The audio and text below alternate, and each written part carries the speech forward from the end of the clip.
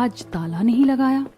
नेहा धीरे धीरे दरवाजे की तरफ बढ़ती है और बिना किसी को बताए कमरे के अंदर चली जाती है। नीचे से रिया की नजर पड़ती है कि नेहा उसके कमरे में जा रही है। वो घबराकर तेजी से ऊपर भागती है। नेहा! रिया कमरे में पहुंचते ही नेहा को धक्का देकर बाहर निकाल देती है। मेरे कमरे में मत आया करो, कितनी बार बताया है, ये मेरा प्राइवेट स्पेस है। ये कमरा इस घर के अंदर ही है ना, तुमने इसे खरीदा नहीं है, ना ही दहेज में लाई हो। और वैसे भी तुम मेरे कमरे में कभी भी आ जाती हो। हाँ, मैं तुम्हारे कमरे में आ सकती हूँ, लेकिन तुम मेरे कमरे में नहीं आ सकती, समझी? नेहा कुछ पल के लिए उसे देखती रह जाती है। उसके चेहरे पर हैरानी और शक दोनों होते हैं। पता नहीं कैसी साइको है, अपने कमरे के लिए इतनी पागल है। रिया तुरंत दरवाजा बंद करके फिर से ताला लगा देती है। शाम को घर का ड्राइंग रूम में रिया सोफे पर बैठी होती है, मोबाइल हाथ में, लेकिन ध्यान कहीं और होता है। नेहा किचन से झांककर उसे देख रही होती है। उसे अब भी रिया के बारे में सिर्फ इतना पता होता है कि वो राघव के बचपन की दोस्त है, लेकिन घर में उसके साथ जो व्यवहार होता है वो नेहा को अजीब लगता है। तभी मोहन जी अंदर आते हैं। जैसे उनकी नजर रिया पर पड़ती है, उनके चेहरे पर अपनापन आ जाता है। बेटा कैसी हो? दूर खड़ी नेहा ये सुनती है और थोड़ा चौंक जाती है। तुम्हारी मम्मी कैसी है? बिना प्रीतम के कैसे संभाल रही होंगी सब? प्रीतम नाम सुनते ही रिया का चेहरा बदल जाता है। उसकी आंखों में गुस्सा और दर्द एक साथ दिखता है। आप बस रहने दीजिए। इतना कहकर रिया अचानक गुस्से में उठती है और वहां से चली जाती है। पूरा माहौल अजीब सा हो जाता है। नेहा ये सब देखकर और भी ज्यादा कंफ्यूज हो जाती है। नेहा किचन में आती है, जहां कमला देवी काम कर रही होती है। मम्मी जी, एक बात पूछूं? हाँ बेटा, पूछो। पापा जी रिया को हमेशा बेटा कहकर क्यों बुलाते हैं? और जब भी उसके पापा के बारे में पूछते हैं, वो गुस्से में क्यों चली जाती है? कमला देवी कुछ पल के लिए चुप हो जाती है। बेटा, ये बात तो तुझे तेरे पापा जी ही बता सकते हैं। रात को मोहन जी गार्डन में अकेले बैठे होते हैं। नेहा धीरे धीरे उनके पास जाती है। पापा जी, एक बात पूछूं? हाँ बेटा, पूछो। आप रिया को हमेशा बेटा क्यों कहते हैं? और जब भी आप उसके पापा के बारे में पूछते हैं, वो इतनी नाराज क्यों हो जाती है? ये सवाल सुनकर मोहन जी कुछ पल के लिए चुप हो जाते हैं। उनकी आंखों में पुरानी यादें तैरने लगती हैं। कई साल पहले का समय, एक छोटा सा शहर जहां दो दोस्त खड़े हैं, मोहन और प्रीतम। दोनों बचपन के साथी होते हैं। स्कूल से लेकर कॉलेज तक हर चीज साथ की, हंसी मजाक, सपने, सब कुछ साझा।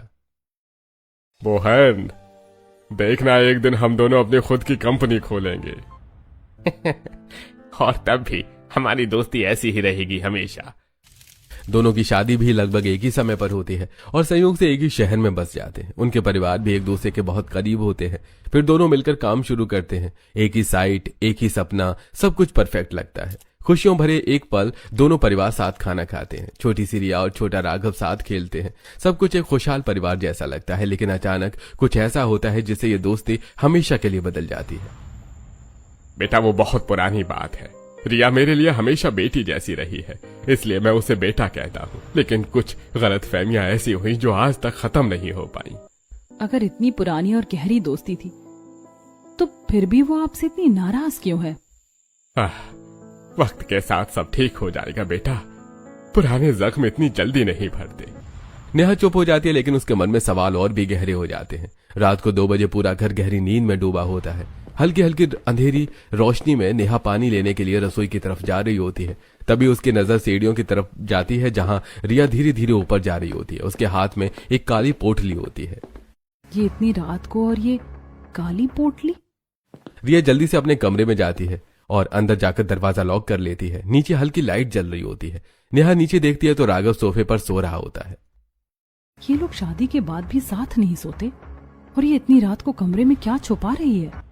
नेहा के मन में पहली बार गहरा शक पैदा होता है। अगली सुबह नेहा राघव के पास जाती है।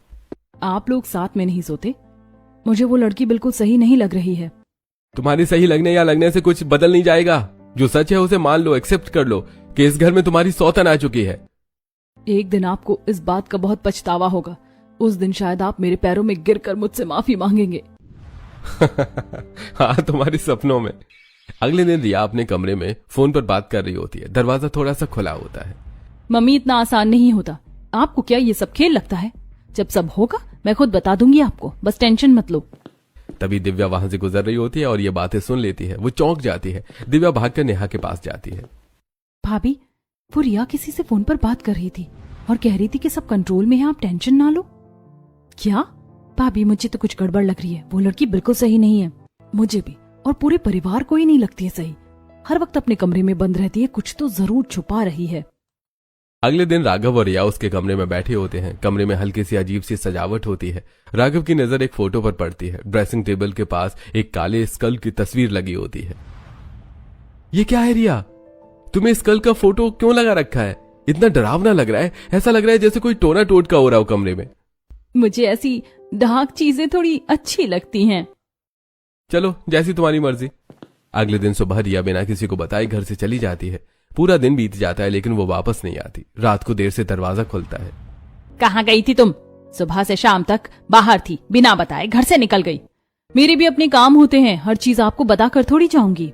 ये हमारा घर है, कोई धर्मशाला नहीं है जहाँ तुम बिना बताए जाओ और जब मन करे तब आओ। तो मैं भी अब राघव की पत्नी हूँ, मेरा भी इस घर पर बराबरी का हक है।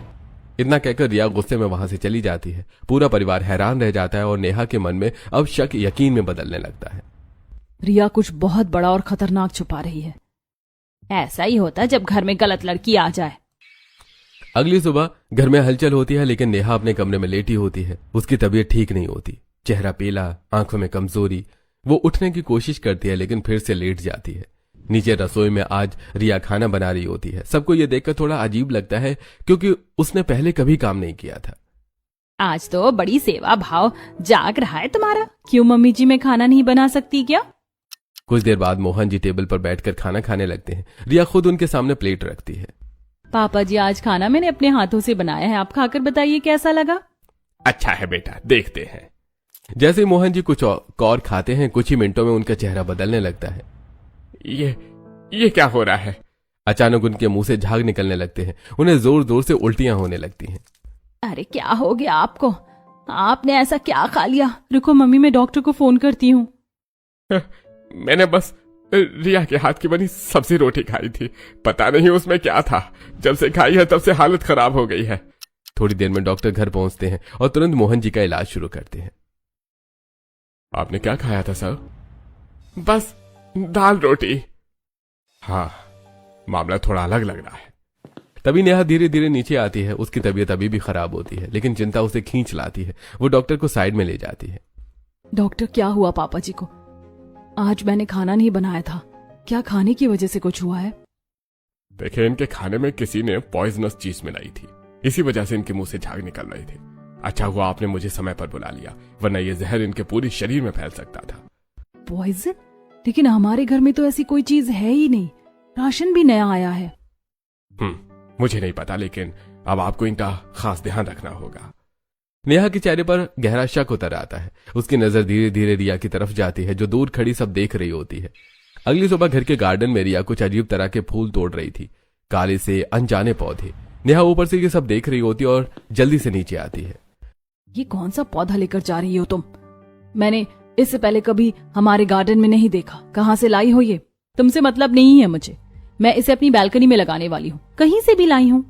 रिया उन फूलों को लेकर सीधे अपने कमरे में चली जाती है और फिर से दरवाजा बंद कर लेती है। नेहा वहीं खड़ी सोच में पड़ जाती है। उसके चेहरे पर अब साफ शक और डर दिख रहा होता है।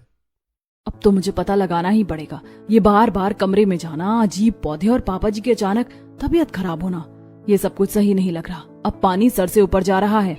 अगली सुबह रिया अपने कमरे में होती है, तभी दरवाजे पर हल्की दस्तक होती है। रिया, दरवाजा खोलो। रिया दरवाजा खोलती है, चेहरे पर हल्की नाराजगी। क्या है? तुम्हें नीचे मम्मी जी बुला रही हैं, पूछ रही थी कि तुम्हें मार्केट जाना है या नहीं। क्या वो तो मुझसे इतनी नाराज है, आज अचानक मार्केट के लिए पूछ रही हैं? मुझे क्या पता, जाकर खुद ही पूछ लो। रिया थोड़ा शक में होती है लेकिन फिर भी नीचे चली जाती है। आपने मुझे बुलाया? नहीं, मैंने क्यों बुलाना है तुझे? तू मेरी कुछ लगती है क्या? और वैसे भी अपने काम से काम रखा कर, मुझसे ज्यादा बात मत किया कर। रिया को गुस्सा आ जाता है। मतलब उस नेहा की बच्ची ने मुझसे झूठ बोला? उधर जैसे ही रिया नीचे जाती है, नेहा चुपके से उसके कमरे में घुस जाती है। उसका दिल तेज धड़क रहा होता है। वो जल्दी जल्दी कमरे की तलाशी लेने लगती है, अलमारी, दराज, टेबल, सभी। तभी उसकी नजर ड्रेसिंग टेबल पर रखी 2 तस्वीरों पर पड़ती है। ये अभी इसको ही ले लेती हूँ। एक फोटो उसके ससुर मोहन जी की होती है और दूसरी किसी अनजान आदमी की। ये दूसरा कौन है और पापा जी की फोटो इसके कमरे में क्या कर रही है? नेहा वो दोनों फोटो अपने पास छुपाकर अपने कमरे में ले जाती है। अपने कमरे में आकर नेहा उन तस्वीरों को गौर से देखती है। ये सब क्या चल रहा है? रिया का पापा से क्या कनेक्शन है? अब नेहा का शक और गहरा हो जाता है और वो फैसला करती है कि सच का पता लगाकर ही रहेगी। अब जब भी रिया घर से बाहर जाती, नेहा चुपके से उसका पीछा करती। रिया अलग अलग जगहों से अजीब पौधे तोड़ती, नेहा दूर से उसके फोटो खींच लेती है। एक दिन रिया एक अनजान औरत से मिलती है। दोनों धीमे धीमे बातें कर रही होती हैं। नेहा दूर खड़ी उनका वीडियो बना लेती है। सब प्लान के मुताबिक चल रहा है बेटा, तुझे बदला लेना ही होगा। नेहा ये सुनकर चौंक जाती है, लेकिन उसे ये नहीं पता होता कि वो औरत रिया की माँ है। शाम को घर आकर नेहा कमला देवी से सवाल करती है, मम्मी जी, रिया की मम्मी कहाँ रहती हैं? पता नहीं बेटा, जब से हम उस शहर को छोड़कर आए उसके बाद उसकी मम्मी कहाँ चली गई, हमें कुछ पता नहीं। नेहा अपने कमरे में बैठी होती है। सामने वो तस्वीरें और फोन में रिकॉर्ड किए हुए वीडियोस। पापा जी की फोटो, वो अनजान आदमी, ये औरत और बदला लेने की बात, कुछ तो बहुत बड़ा राज छुपा है और अब ये राज मैं ही खोल कर रहूंगी।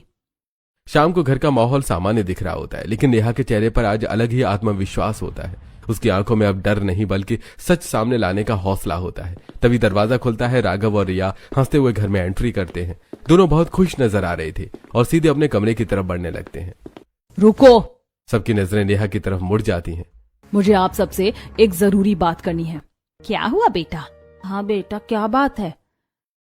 मैं सब लोगों से बात कर रही हूँ। राघव, तुम भी यहीं रुको। राघव चिढ़कर रुक जाता है। आज मैं तुम्हें दिखाती हूँ कि तुम्हारी ये सती सावित्री रिया इस घर में किस मकसद से आई है। नेहा, इस पर उंगली उठाने की जरूरत नहीं है। अभी तुम इस घर में हो, लेकिन अगर तुमने इस पर कोई इल्जाम लगाया ना तो तुम्हें इस घर से बाहर निकाल दूंगा और डिवोर्स दे दूंगा। हाँ, जो करना है कर लो, मैं तुमसे नहीं डरती। नेहा बिना डरे एक एनवलप निकालती है और उसे टेबल पर रख देती है। वो एक एक करके सारे फोटोज बाहर निकालती है। फोटो में रिया एक औरत से बात कर रही है, रिया अजीब पौधे तोड़ रही है और एक फोटो में वो एक दुकान से छोटी सी शीशी खरीद रही होती है। सब लोग हैरान रह जाते हैं। ये सब क्या है? रिया की हालत खराब होने लगती है। ये क्या बकवास है नेहा? तुमने रिया की इतनी सारी फोटो क्यों ली? तुम उसका पीछा कर रही थी। तुम्हें अभी भी समझ नहीं आया? ये हमारे घर में कुछ खुफिया करने आई थी। ये जो शीशी है ये जहर की है और ये जो फूल तोड़ रही है ये जहरीले पौधे हैं। और जिस दिन पापा जी की तबीयत खराब हुई थी उस दिन भी खाने में जहर मिलाया गया था। लेकिन तुम्हें क्या दिखेगा? तुम्हारी आंखों पर तो प्यार की पट्टी बंधी हुई है। तुम पागल हो क्या? मैं क्यों मारूंगी घर वालों को? नेहा सबको लेकर रिया के कमरे में जाती है। वो दीवार पर लगे उस स्केलेटन के फोटो को हटाती है। उसके पीछे एक छोटा सा छुपा हुआ लॉकर नजर आता है। रिया घबराकर पीछे हटने लगती है। नहीं, उसे मत खोलो। लेकिन नेहा बिना रुके लॉकर खोल देती है। अंदर देखकर सबकी सांसें थम जाती हैं। अंदर कई तरह के जहर रखे होते हैं, कुछ बोतलों में, कुछ सूखे पौधों के रूप में। ये सब ऐसे जहर हैं जो इंसान को धीरे धीरे अंदर से खत्म करते हैं और किसी को पता भी नहीं चलता कि ये मर्डर है। सबको लगता है कि इंसान खुद ही मर गया। सब लोग दंग रह जाते हैं। हे भगवान! मतलब ये मुझे मारने की कोशिश कर रही थी? पूछो अपनी रिया से, ये इतना सारा जहर लेकर इस घर में क्या कर रही थी? क्यों अपने कमरे का ताला लगाकर बार बार अंदर जाती थी? क्यों किसी को अंदर नहीं आने देती थी? और आखिर इसका असली मकसद क्या है? रिया बिल्कुल चुप हो जाती है। उसका चेहरा सफेद पड़ जाता है, आंखों में डर साफ दिखता है। नेहा के सबूत सामने आते ही घर का माहौल भारी हो जाता है। तभी अचानक रिया अपने पीछे से एक बंदूक निकालती है और सबकी तरफ तान देती है। अगर तुम में से किसी ने भी ज्यादा हलचल की तो यहीं मार दूंगी और तुम्हारे पापा को भी आज नहीं छोड़ूंगी। सब लोग डर से खड़े हो जाते हैं। कमला देवी, मोहन जी, दादी, सबकी सांसें थम जाती हैं। तभी दिव्या ऊपर से ये सब देख लेती है। वो घबरा जाती है, लेकिन समझदारी दिखाते हुए चुपचाप अपने कमरे में जाती है। हेलो पुलिस, जल्दी आइए, हमारे घर में कुछ बहुत खतरनाक होने वाला है। नीचे सब डरे खड़े होते हैं। तभी अचानक दरवाजा खुलता है और पुलिस अंदर आ जाती है। सर, इसने हमारे परिवार को मारने की कोशिश की है। हाँ सर, इसे ले जाइए, ये एक मर्डरर है। मुझे कोई यहाँ से नहीं ले जा सकता जब तक मैं अपना बदला पूरा नहीं कर लूं। मैं तुम्हारे पापा को मार कर ही रहूंगी। पुलिस तुरंत रिया को पकड़ लेती है और उसकी बंदूक छीन लेती है। मैंने तुम पर कितना भरोसा किया, तुम मेरे पापा को क्यों मारना चाहती हो? सच सच बता, वरना इसी बंदूक से तुम्हारा एनकाउंटर कर देंगे। रिया डर जाती है और चिल्लाकर सच बताने लगती है। तुम्हारे पापा ने मेरे पापा को मारा था। एक कंस्ट्रक्शन साइट जहां राघव के पापा और रिया के पापा साथ काम कर रहे होते हैं। हम दोनों मिलकर अपनी कंपनी बनाएंगे। हाँ, हम दोस्त नहीं भाई हैं। अचानक बिल्डिंग गिर जाती है, अफरा तफरी मच जाती है। राघव के पापा उन्हें बचाने की कोशिश करते हैं, लेकिन रिया के पापा मलबे के नीचे दब जाते हैं। भाई मुझे माफ कर देना। तभी रिया की मम्मी वहां पहुंचती हैं और मोहन जी के हाथ में खून से सना सरिया देख लेती है। वो मान लेती हैं कि ये मर्डर है। तुमने मेरे पति को मारा है। उसी दिन से नफरत शुरू हो जाती है। नहीं भाभी, ऐसा नहीं है जैसा आप सोच रही हो। वो नहीं मानती और रिया को भी यही बताती है। तेरे पापा की मौत का बदला लेना ही होगा। मैं बदला लेकर रहूंगी मम्मी। मोहन जी की आंखों में आंसू आ जाते हैं। बेटा, जितना वो तेरा बाप था उतना ही मेरा भाई भी था। मैंने उसे बचाने की पूरी कोशिश की थी। वो एक हादसा था, अगर मैं कुछ कर सकता तो अपनी जान दे देता। मुझे पहले ही लग गया था कि कुछ बड़ा राज छुपा है, इसीलिए मैंने सारे सबूत इकट्ठा किए। बेटा, तूने ये सब कैसे किया? नेहा रिया का पीछा करती है, दुकान पर उसकी फोटो खींचती है, दुकानदार से पूछती है, भैया ये किस चीज की बोतल है? दीदी ये जहर की बोतल थी। जहां नेहा इंटरनेट पर पौधों के बारे में पढ़ती है और पता चलता है कि वो जहरीले हैं। एक दिन वो चुपके से चाबी वाले को बुलाकर डुप्लीकेट चाबी बनवाती है और लॉकर खोलकर सारा जहर देख लेती है। ये क्या करने वाली है? राघव टूट जाता है। तुमने ऐसा क्यों किया? मैं तुमसे सच्चा प्यार करता था और तुम्हारी वजह से मैंने नेहा को भी धोखा दिया, लेकिन तुम तो मेरे परिवार को ही मारना चाहती थी। वो नेहा के पैरों में गिर जाता है। मुझे माफ कर दो नेहा, मैंने तुम्हें कभी समझा ही नहीं। अब समझ आया इंसान की खूबसूरती बाहर नहीं अंदर होती है। सारी से यहाँ से ले जाइए, ऐसी लड़की को हम देखना भी नहीं चाहते। अगर मेरी समझदार बहू ना होती तो पता नहीं ये पर्दाफाश कैसे होता। इसने बड़े संयम से काम लिया है। पुलिस रिया को लेकर चली जाती है और घर में शांति छा जाती है।